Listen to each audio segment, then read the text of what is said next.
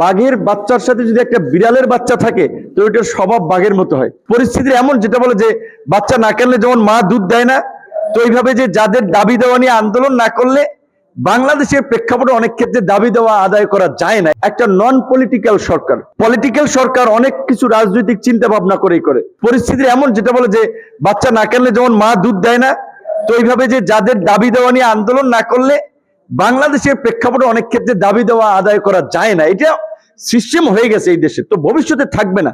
তো সেই ক্ষেত্রে এখন আমি মনে করি অবশ্যই একটা নন পলিটিক্যাল সরকার, পলিটিক্যাল সরকার অনেক কিছু রাজনৈতিক চিন্তা ভাবনা করেই করে। তো তারা চিন্তা করছে যে নন পলিটিক্যাল সরকার, সবাই রাজনীতিবিদরা, অন্যান্য পেশাজীবীরা তাদের অধিকার আদায় করে নিচ্ছে, আমরাও চাপ দিলে তো আমাদের অধিকারটা আদায় তারা কেন করবে না? কারণ সবাই তো যারা চাপ দিচ্ছে তাদের অধিকার আদায় হচ্ছে। আর শিক্ষকদের দাবি অত্যন্ত যৌক্তিক। সুতরাং এই জায়গা থেকে আমি মনে করি তারা তো সারা জীবন পড়াইছে, পরীক্ষা নেয় নাই, 2 দিন গ্যাপ গেলে 2 দিন পরে নেবে, পরীক্ষা টিচাররা নেবে, কিন্তু তাদের যে আন্দোলন চলছে দাবি, এইটাকে আমি যৌক্তিকভাবে সমর্থন করি। এবং এটা যৌক্তিক, এটাকে নেগেটিভ ভাবে দেখার কিছু নাই। কিন্তু এটাকে কেন্দ্র করে মানে কারোর সাথে না পেরে শিক্ষকদেরকে নরম পাইয়া তাদেরকে বদলি করা, বিভিন্ন জায়গায় আমি দেখছি যে শিক্ষক নেতাদের অনেক জায়গায় বদলি করে দিচ্ছে, কারণ আন্দোলনে নেতৃত্ব দেওয়ার কারণে। এটার আমি ব্যক্তিগতভাবে বিরোধিতা করি এবং আমি আশা করি যে এটা সরকার সিদ্ধান্তটা পাল্টাবে।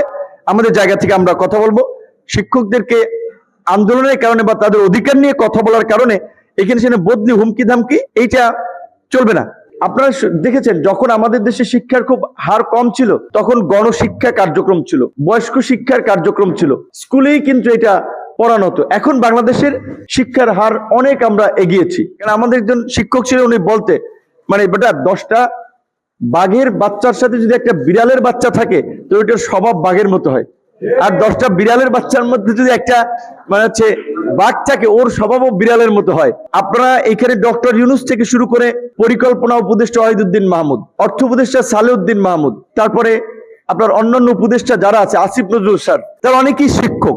তার মানে আর কেউ না বুঝুক, এই উপদেষ্টা পরিষদে এতগুলো শিক্ষক আছেন, আপনারা তো বুঝেন যে একজন শিক্ষক এই সমাজকে কিভাবে বদলে দিতে পারে। তাহলে শিক্ষকদের মর্যাদা যদি সেকেন্ড ক্লাস হয়, শিক্ষকরা কিভাবে ফার্স্ট ক্লাস নাগরিক তৈরি করবে?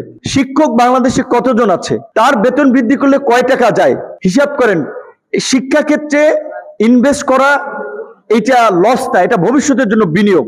আপনারা শিক্ষকদের চাকরিকে প্রথম শ্রেণী উন্নীত করেন, তাদের মর্যাদা সমাজে একটা সম্মানজনক স্থানে অধিষ্ঠিত করতে হবে।